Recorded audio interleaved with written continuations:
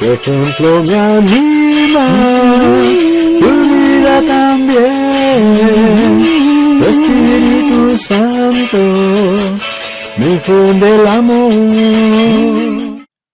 Hermanos, hermanas, vamos a continuar con nuestros estudios ahora en la lección 2 o paso 2, ¿sí? Hoy día vamos a hablar sobre la seguridad que se da en nuestra salvación. Es un tema muy bonito, muy hermoso que vamos a compartir el día de hoy. Comencemos con esta parte de falso y verdadero. Escriba falso o verdadero según corresponda. ¿Ahora puedo estar seguro de que soy salvo? Definitivamente, después de haber visto la lección 1, yo puedo poner acá verdadero. Yo sé que soy salvo una vez que he entregado mi vida al Señor. Yo puedo decir con toda seguridad, soy salvo. Dios quiere que yo peque para mostrar más su amor. Sin duda alguna que a mayor pecado, a mayor actividades negativas, Dios también responde con mayor amor, pero eso no quiere decir que yo esté pecando a cada rato para poder decir que Dios me ame. No, no es así. Esto es falso, ¿no? Dios no quiere que yo peque para que Él me muestre más su amor. No, si Él se da el pecado porque no soy consciente o tengo alguna circunstancia que me impide caminar por la senda que Dios quiere, bueno, Dios me va a perdonar, pero no quiere decir que yo esté buscando el pecado adrede para poder ser receptor de mayor amor de parte de Dios. No es así. Si peco y muero antes de confesarlo, sigo siendo salvo.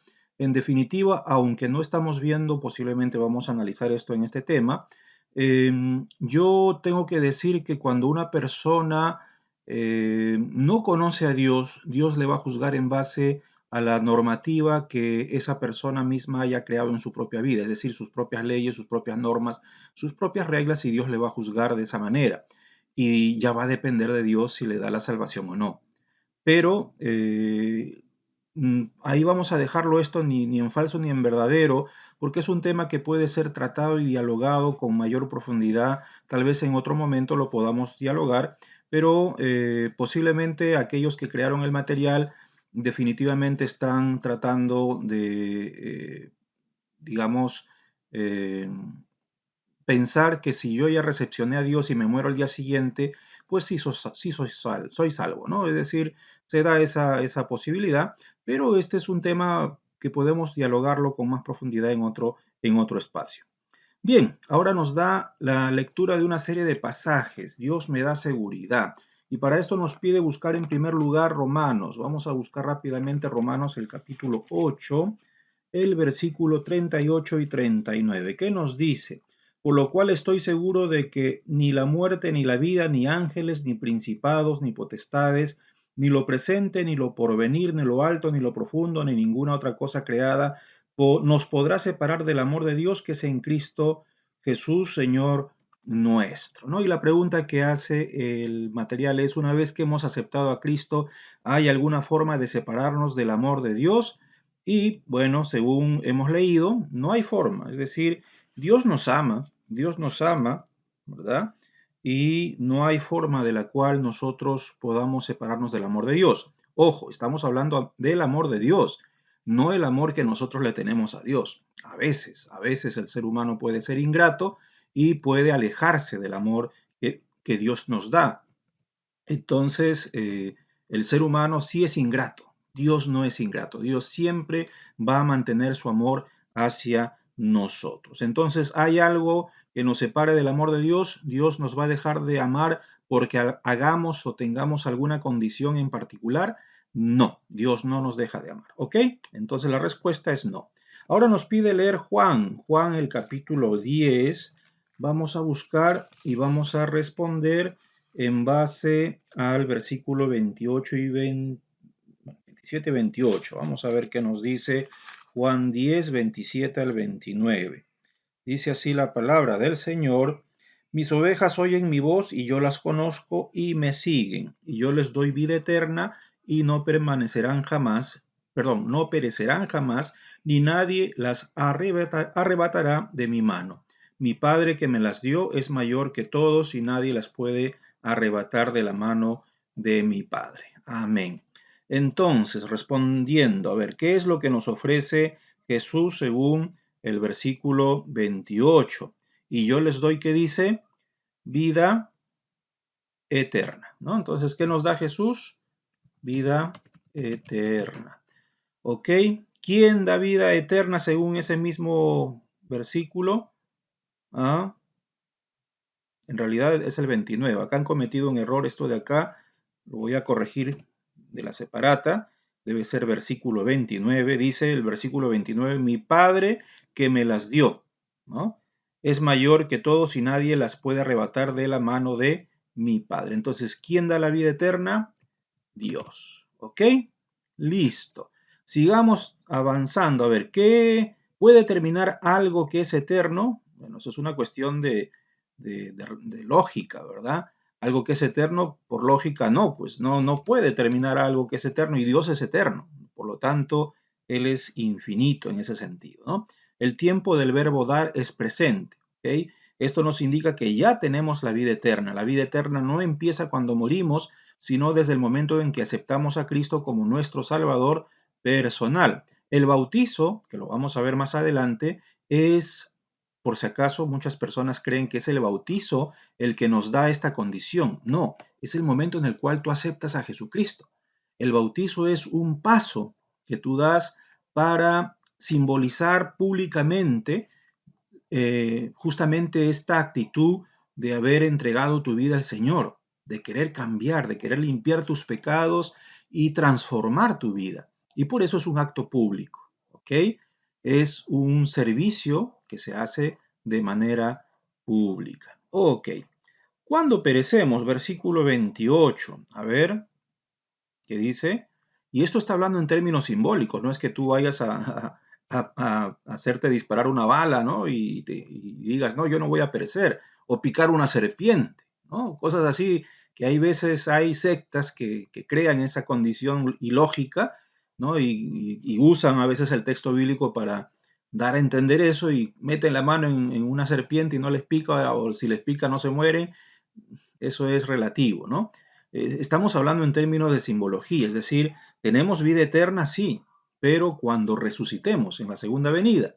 Entonces, en ese sentido, algo que nos da Dios, que en este caso es la eternidad, la vida eterna, se entiende como que vamos a morir, tenemos que morir todos nosotros, pero al igual que Jesús, resucitaremos y estaremos eternamente con Él. Entonces, versículo 28, cuando perecemos, yo les doy vida eterna y no perecerán jamás, ese no perecerán jamás no se refiere en tiempo presente, vas a morir, ¿verdad? Pero vas a resucitar, ¿ok? Entonces, ¿cuándo perecemos? Ok, vamos a ponerlo así, morimos y resucitamos, ¿ok? Así, ok. Entonces, solamente para darles a entender esta parte, ¿no? O sea, ¿cuándo perecemos? Sí, perecemos, pero simbólicamente hablando en este pasaje, tenemos vida eterna en la lógica de que una vez que nosotros hemos sido llamados por Dios, escogidos por Él, mm, mantenemos esa actitud de resurrección y de participar en la vida eterna, ¿ok? ¿Existe la posibilidad de que nos arrebaten de la mano de Cristo? Como dirían en criollo, ¿verdad? Un amigo mío, un pastor amigo mío decía, ñongo, ¿no? Ya no es posible. Una vez que Dios ha tomado tu vida para ser herramienta útil para su reino, Dios no te va a dejar, ¿ok? Tú te puedes alejar de Dios, eso Dios lo va a entender. Posiblemente muchos inclusive hasta caigan en pecados, pero Dios no te abandona y en algún momento va a esperar que tú regreses a ese criterio de ser instrumento útil para su reino. Entonces, aquí vamos a ponerlo de esa manera. No, ¿ok? Ustedes ya lo pueden completar tal vez de manera más extensa, como decimos en peruano, chamullando un poquito, ¿ok? Pero yo lo voy a poner así simplemente no. ¿Podría alguien arrebatarnos de la mano de nuestro Padre? Bueno, esta pregunta es casi igual que la anterior, ¿no? La misma lógica. No existe, pues. Entonces, no hay forma en la cual podamos escaparnos de esa condición. Dios nos sigue usando, aún inclusive en nuestros tiempos de vejez, por si acaso. Hay personas que creen que ya estoy viejito, ya no puedo hacer nada para el Señor. Mentira, ¿no? Dios va a usarte de alguna manera. Entonces, no nos sintamos eh, partícipes de la posibilidad de que Dios nos dé esa bendición para poder colaborar en el reino. Ahora vámonos, dice a Efesios, vamos a irnos hacia atrás un poquito, Efesios capítulo 1, versículo 13 y 14. A ver, ¿qué nos dice? En él también vosotros, habiendo oído la palabra de verdad, el evangelio de vuestra salvación, y habiendo creído en él, fuisteis sellados con el Espíritu Santo de la promesa, que es las arras de nuestra herencia hasta la redención de la posesión adquirida para alabanza de su gloria. Amén, amén. ¿Cuál es la obra que hizo Dios en nosotros según el versículo 13? A ver. ¿Cuál es la obra que Dios hizo en nosotros? Fuimos sellados con el Espíritu Santo, ¿no? Para decirlo de una manera más entendible, fuimos escogidos, Dios nos escogió y el Espíritu Santo de Dios siempre nos va a acompañar. Entonces vamos a ponerlo como está ahí en el versículo, sellados o fuimos sellados con el Espíritu Santo, ¿ok? ¿Cuándo fuimos sellados? Bueno, a ver el versículo 13 dice, en él también vosotros, habiendo oído la palabra de verdad, el evangelio de vuestra salvación, y habiendo creído en él, ¿no? Fuisteis sellados. Entonces, ¿cuándo fuimos sellados? Una vez que cumplimos ese proceso. ¿Cuál es el proceso? Oír la palabra, ¿no? El evangelio que nos da la salvación la entendemos y la asimilamos de esa forma. Creemos en Cristo, ¿no? Buscamos en esa oración que hicimos la lección pasada de acercarnos a Él, creer en Él, y fuimos sellados con su Espíritu Santo en la promesa. Entonces, ¿cuándo fuimos sellados? Una vez que dimos, vamos a ponerlo así para ponerlo de manera muy resumida, cuando dimos el paso de conversión. ¿Ok? Listo. Dios nos dio al Espíritu Santo como garantía o arras, ¿sí?, de que le pertenecemos hasta la venida de Cristo por nosotros. Así es. Okay. Lea, ¿quién soy en Cristo? En el apéndice 2, bueno, ustedes van a tener que irse al apéndice 2, yo no lo voy a hacer. Háganlo ustedes, ¿ok?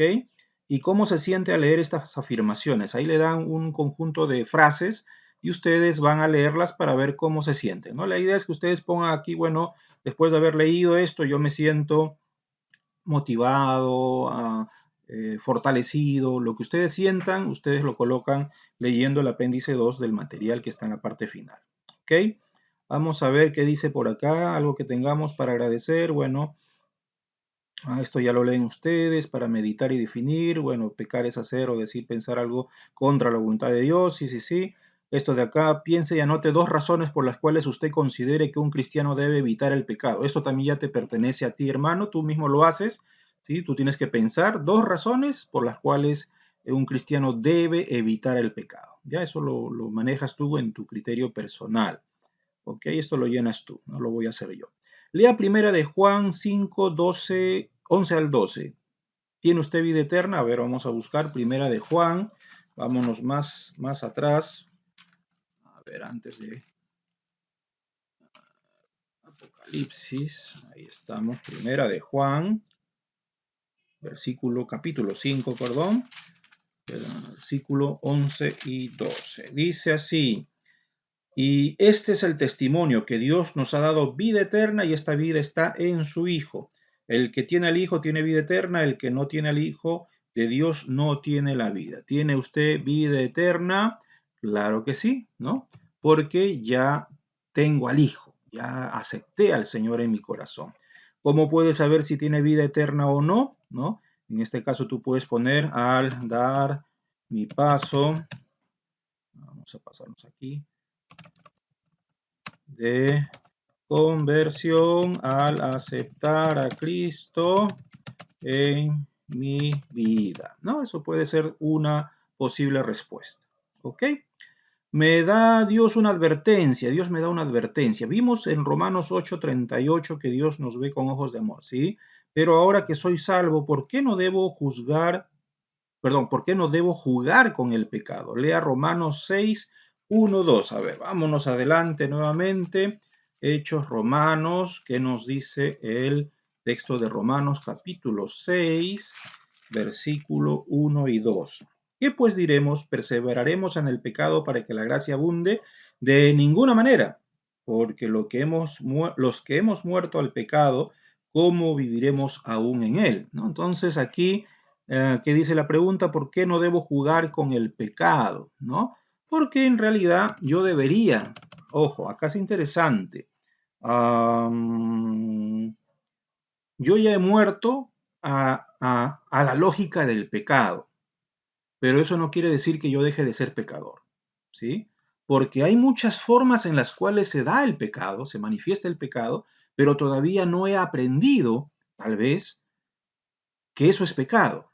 Porque el pecado, el diablo es tan astuto que nos engaña de maneras muy sutiles y posiblemente yo sin darme cuenta estoy pecando, pero creo que sigo la verdad. Entonces, si bien es cierto, muero al pecado, pero no está todavía distante de mi vida, todavía mantengo yo condición de pecado, todavía sigo siendo pecador. Es un proceso y no se va a lograr hasta el último día de mi vida. ¿Ok? Entonces, eso tenemos que tenerlo en consideración. Solamente cuando nosotros tengamos la oportunidad de estar en la presencia de Dios en la segunda venida, en la resurrección, podremos decir, ahora sí, ya no tengo pecado. Pero mientras tanto, si bien es cierto, mantenemos el pecado en nosotros, en términos de no conciencia, pero sabemos que ya no debemos obrar en pecado. Eso es diferente. ¿Ok? Entonces, la pregunta aquí es, ¿por qué no debo jugar con el pecado? ¿Ok? No es que se juegue con el pecado. Yo diría más bien la pregunta debería ser, ¿por qué sigo siendo pecador? Tal vez, o tal vez la pregunta hubiera sido otra mejor, ¿no? Pero yo no debo vivir en el pecado. En todo caso, vamos a ponerlo de esa manera, ¿no? No debemos seguir viviendo en condiciones de pecado. ¿Ok? Listo. Un poquito más entendible me parece, ¿no? Ahora vamos a Hebreos. ¿Qué nos dice Hebreos 12? Vámonos para atrás nuevamente. A ver, Hebreos capítulo 12, versículo 5 al 10. Ay, es bastantito. Vamos a leerlo todo. A ver, ¿qué dice? Y habéis ya olvidado la exhortación que como hijos se os dirige, diciendo, Hijo mío, no menosprecies la disciplina del Señor, ni desmayes cuando eres reprendido por él, porque el Señor al que ama, disciplina y azota a todo al que le recibe por hijo. Si soportáis la disciplina, Dios os trata como a hijos, porque ¿qué hijo es aquel a quien el Padre no disciplina? Pero si se os deja sin disciplina, de la cual todos han sido participantes, entonces sois bastardos y no hijos. Por otra parte, tuvimos a nuestros padres terrenales que nos disciplinaban y los venerábamos. ¿Por qué no obedecemos mucho mejor al Padre de los espíritus y viviremos? Y aquellos ciertamente por pocos días nos disciplinaban como a ellos les parecía, pero para lo que nos es provechoso para que participemos de su santidad. Amén. Amén. Entonces, como soy hijo de Dios, ¿Él me disciplina? Definitivamente sí. Y a veces acá tengamos una cosa importante para pensar. La disciplina de Dios no se debe entender como castigo, ¿sí? A veces nosotros pensamos, nos está pasando algo malo, ¿no? Y le echamos la culpa a Dios. ¿Qué habremos hecho para que Dios nos castigue? No, Dios no nos disciplina de una forma, digamos, adrede, ¿no? Las disciplinas de Dios son o tienen otro matiz, tienen otra lógica. La disciplina de Dios busca mejorar lo que yo soy, ¿ok? No empeorar mi vida. Entonces, tengamos mucho cuidado al no confundir la disciplina de Dios con los pecados que nosotros cometemos y nos llevan a consecuencias. Esa es una cosa muy distinta. Una cosa no se compara a la otra. La disciplina de Dios tiene que ver con acciones que van a mejorar mi vida. Los pecados y las consecuencias del pecado van a llevarme a la muerte, me van a empeorar. Entonces, y eso lo busco yo o caigo yo. Pero la disciplina de Dios me la da Dios para mejorar mi vida y debo tratar de tener esa capacidad de entender la diferencia entre uno y otro. Entonces, como soy hijo de Dios, Él me disciplina. Sí, definitivamente sí, Dios me va a disciplinar y eso no lo podemos negar. A ver, acá hay un pequeño problema con el tamaño de la letra. Vamos a tener que hacerlo así chiquito nomás. ¿Y por qué lo hace? Vamos a poner acá para ser mejor persona, ¿sí? Esa es la razón de la disciplina, ¿no? Así como los padres disciplinan a los hijos, Dios también nos disciplina, ¿ok? ¿Para qué me disciplina Dios? Bueno, es casi repetitivo, ¿no? Ese por qué lo hace y para qué es casi lo mismo, no sé por qué lo han hecho así, pero igual, pues mejor persona, mejor hijo, uh, porque es provechoso para mi crecimiento personal. Podemos poner esas otras alternativas también, si ustedes desean. Vamos a ponerlo así, mejor persona, mejor hijo, uh, provechoso para mi crecimiento. Y bueno, no, ya no me alcanzó, pero ustedes lo pueden completar ahí.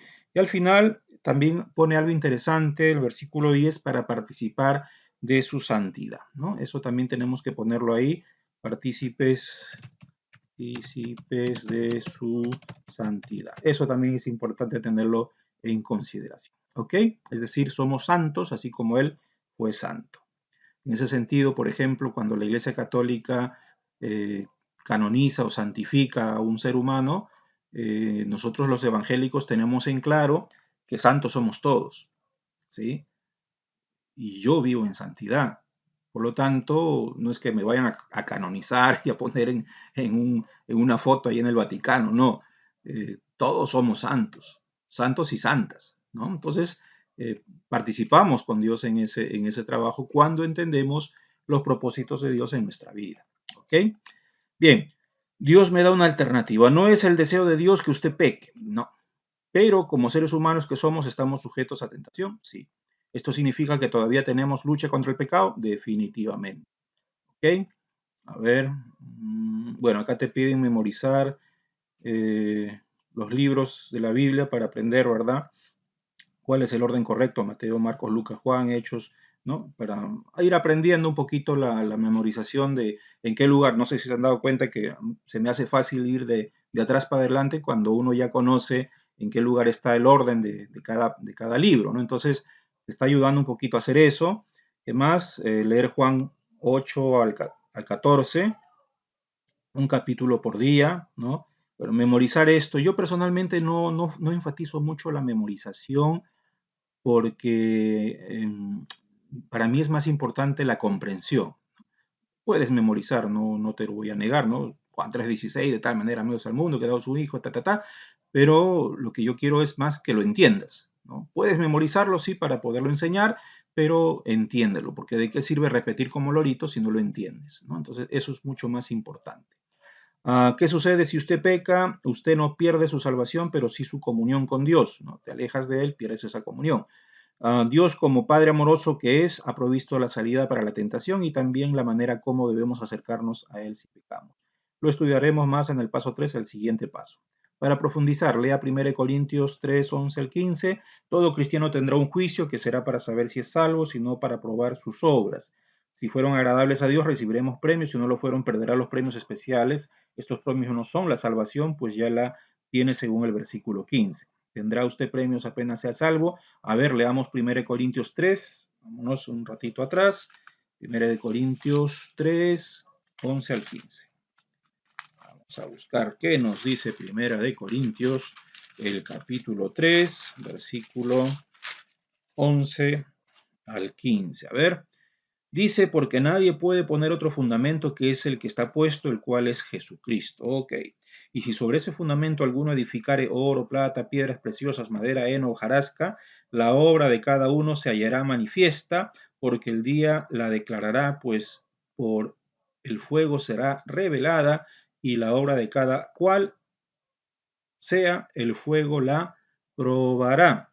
Si permaneciere la obra de alguno que sobreedificó, recibirá recompensa. Si la obra de alguno se quemare, él sufrirá pérdida, si bien él mismo será salvo, aunque así como por fuego, ¿no? Este versículo 15 nomás, ¿no? Entonces, esto es interesante porque es un concepto de la no pérdida de la salvación. Las iglesias de tradición wesleyana sí hablan de la pérdida de la salvación. La mayoría de iglesias, y nosotros que tenemos una ascendencia presbiteriana, creemos en la salvación ya dada y no perdida, ¿no? En este caso, sí vamos a ser juzgados, por si acaso nadie se salva de eso. Tú vas a ser juzgado, hermano, así que preocúpate, ¿verdad? La diferencia, como lo dice este pasaje, es que quienes han trabajado muy bien para el Señor recibirán una recompensa. ¿Cuál? Bueno, habla de oro, habla de cosas muy bonitas, ¿no? No es que tú lo busques, sino simplemente se te da porque realmente has hecho el trabajo que Dios quiere. Y quien no, y quien no ha hecho nada, ¿no? Simplemente no se le da o se le quita, si es que ha tenido algo, ¿no? Entonces, ahí la diferencia. Acordémonos un poquito las parábolas de las vírgenes, por ejemplo, ¿no? O de los talentos. Dios le da a las personas algo y el que multiplica recibe más y el que no se le quita. Entonces, tengamos cuidado, ¿no? Dios nos va a dar mayor recompensa para aquellos que trabajemos.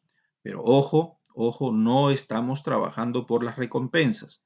Las recompensas son parte de lo que tú eres. Es decir, tú entiendes que para trabajar para el Señor es algo que te nace, te agrada, te satisface y tú lo haces por amor al Señor. Dios te recompensará por ese amor al Señor. Pero si tú no haces nada, Dios también te va a ir quitando lo que no haces, ¿no? Es decir, es la misma lógica de la vida, ¿no? El que recibe recompensa en este mundo es porque hace algo que ayuda, que sirve, que beneficia a los demás. Quien no recibe nada es simplemente porque está de brazos cruzados, ¿ok? Esa es la misma lógica. La salvación no tiene que ver con esta temática, aunque, como les dije hace un momento, hay iglesias que sí creen que la salvación se puede perder. En este caso, las de tradición principalmente wesleyanas tienen una postura un tanto diferente. Bien, hermanos, esta es la lección número 2 o el paso número 2. Hasta aquí lo dejamos y en la siguiente lección vamos a trabajar la lección número 3. Dios les bendiga, un fuerte abrazo, muchas bendiciones y que este material siga avanzando en el estudio y profundización de lo que tú realizas en tu vida cristiana. Nos vemos.